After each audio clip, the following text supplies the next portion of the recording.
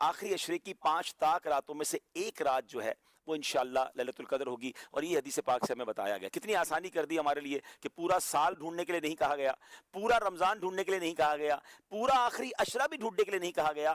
آخری عشرے کی 5 تاک راتوں میں سے ایک رات لیلۃ القدر ہوگی انشاءاللہ عز و جل. اب ان 5 تاک راتوں کو مدنی چل کے ناظرین ٹارگٹ کر لیں. اب وہ کس طرح ہوگا کہ پہلے تو یوں کریں کہ آپ 5 تاک راتوں میں عشاء کی نماز باجماعت پڑھیں اور فجر کی نماز باجماعت پڑھیں. روایتوں میں آتا ہے جو عشاء اور فجر باجماعت پڑھے اسے پوری رات عبادت کرنے کا ثواب ملتا ہے. تو آپ نے پہلے تو کسی صورت، ویسے تو پورا رمضان یہ کرنا ہے لیکن تاک راتوں میں اہتمام کے ساتھ، نمبر 1. نمبر 2، آپ نے پوری تراویح باجماعت پڑھنی ہے ان 5 راتوں میں. تو 2 چیزیں ہو گئیں.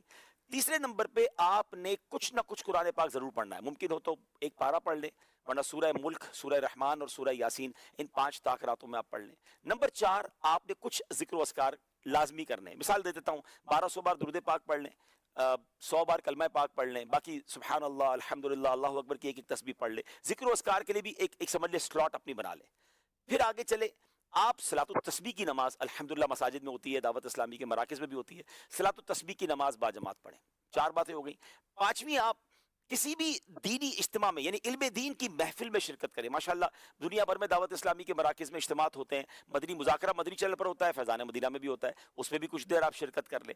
والدین حیات ہیں تو ان کے ہاتھ چومیں اور ان کو کچھ نہ کچھ تحفہ دیں اور ان سے دعائیں لے لیں. اگر حیات نہیں ہے، پاسبل ہے تو قبرستان جائیں اور کچھ دیر کے لیے ان کی قبر پر حاضر دے دیں. سورہ یاسین انہیں انشاءاللہ ان کی بارگاہ میں جا کر آپ تلاوت کر لیں. اور پھر ایک آخری بات یہ ہے کہ آپ 5 راتوں میں کچھ نہ کچھ صدقہ کریں، جیسی آپ کی حیثیت.